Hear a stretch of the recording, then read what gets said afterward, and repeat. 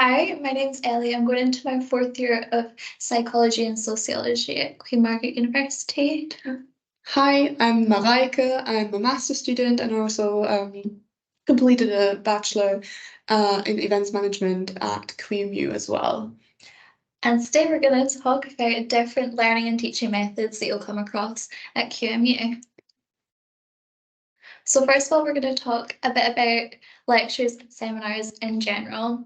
So how have you found in-person seminars and lectures, Veronica? Yeah, in-person seminars and lectures are the most common, I think, at the moment. Yeah, it's different. I think each course handles it a bit differently, but lectures are generally an hour and seminars are generally 2 hours, depending on the course.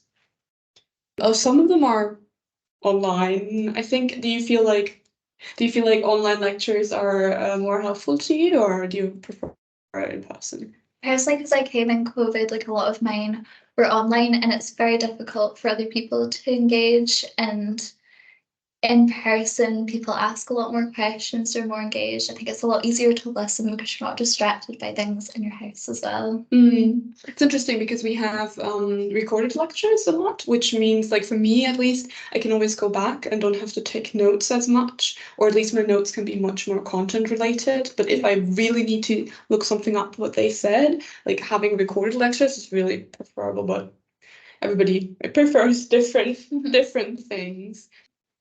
Lectures in general, you just kind of get this presented the theory, and then in the seminars you just apply the theory and discuss through that. Has that been your experience as well? Yeah, definitely. So in seminars, before a seminar, you get a reading that's kind of core reading, and you sometimes have questions, and the lecturer they won't like quiz you whether you've done it, but usually the seminar is based off the readings. It really helps that you do it, and it can really help those group discussions as well. How do you prepare for your lectures and seminars? So slides are often uploaded in advance, so you can have a look at them. I think it's quite good to maybe predict what the lecturer is going to say, and you can maybe take a few notes beforehand, but then also review them afterwards, kind of say what you've learned, and then also apply them to the reading, like the theories you've learned to the reading. Yeah, how do you find the reading when you're preparing for a seminar?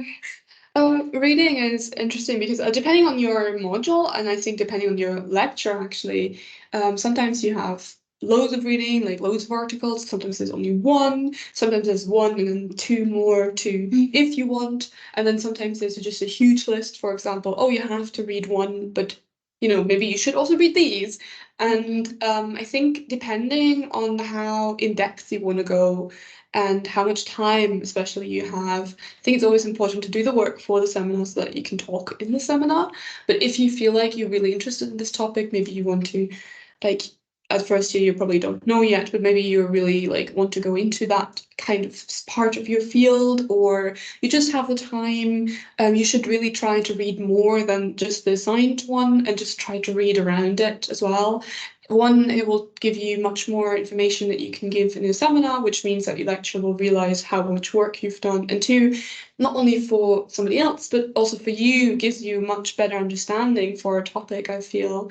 I do realize, though, that not everybody has the time to do that. Do you have any top tips for making the most of the time of lectures and seminars? So I definitely think a lot of the staff at QMU are really friendly, and if you don't understand something in a seminar, feel free to put your hand up and ask questions, or go up to the lecturer at the end, or even on discussion boards, usually on Canvas or online learning environment. There's discussion boards for different modules, so if you ask a question, then other students will be able to see the question and also the answer, so that the lecturer is not getting the same question all the time. Do you have any top tips? Yeah, I feel attending them as one, it's like attendance is key, even though if you haven't done the prep. Like either for the like lectures are not as prep heavy, but even those you should technically prep.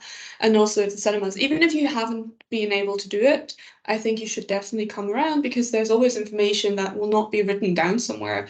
I think assignment prep is a big part of that because if either lecture might have just one seminar where they're like, okay, today we'll talk about the assignment, and that's the one time they will actually talk through the whole assignment. Doesn't mean that they won't answer questions, but if you're not there and you have nobody to ask to take notes for you, you're missing a big chunk of it. So try to attend everything.